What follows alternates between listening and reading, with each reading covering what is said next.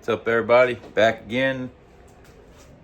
Want to go over a pre-flight check on this is a big block Chevy 1971. It's got a 555 Sniper, first generation Sniper, 700 horsepower, 700 torque. So it's a pre-flight check. So before we start this car for the first time, there's a few things I have to go through for safety purposes, so that nothing catches on fire, nothing melts.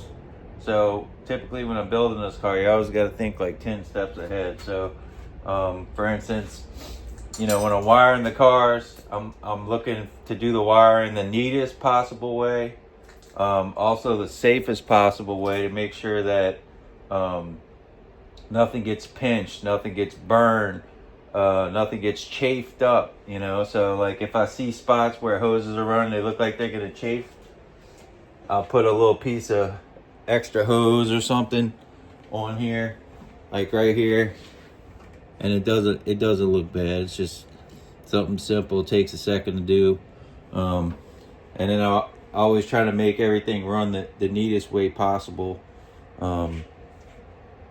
to where everything looks good, you know, like a piece of art pretty much.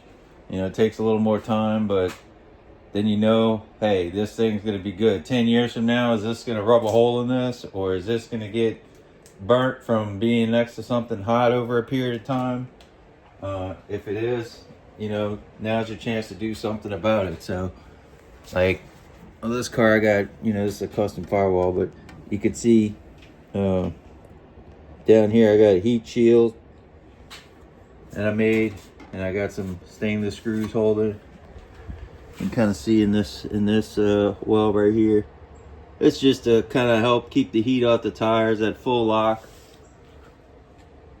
Not that you keep it at full lock at 10,000 or however many, I'd say 10,000 RPM. It's 5,000 or 6,000 RPM. So we go through, try to stay on point here. You know, first things first, powering up the electrical system with 12 volts, seeing what works, what's powered up, what isn't, what I didn't wire yet. And I go through every system and make sure every single thing I got is coming on, it's working, it's properly grounded, the wires are properly routed. And then once I got all of that done, then I'll connect the fuel pump, and I'll cycle the key once, and I'll start checking for leaks, because this is the EFI system. So the fuel pressure is not like on a carburetor where it's, you know, 6.5, 7 pounds to 9 pounds. This is like, I think, I want to say north of 50, 52, something like that. I think some of the LS motors are like 60. So you just cycle the key once and start checking for leaks. I had to make every line for this car, so all the AN lines are all handmade. All the brake lines are handmade. I had to pretty much make every line for this car. So that's the return line right there. The feed line I got coming off the back of the engine going down. It's all heat wrapped, heat sleeve down there, as far away from the exhaust as possible. Some of the electrical wires for the Sniper are supposed to run directly to the battery for RF suppression, so you don't get noise and have erratic behavior. So all that stuff is run inside the frame rails to the back of the car, so they can't get damaged. They're out the way, and they can run directly to the battery. Everything is on circuit breaker. Some of the AC stuff from like Vintage Air has its own circuit breaker inline, and then I have a main 200 amp breaker resettable in the back, where, you know, you can turn the power off to the car if needed. But, and they have some other hidden safety anti-theft things too that we've applied. But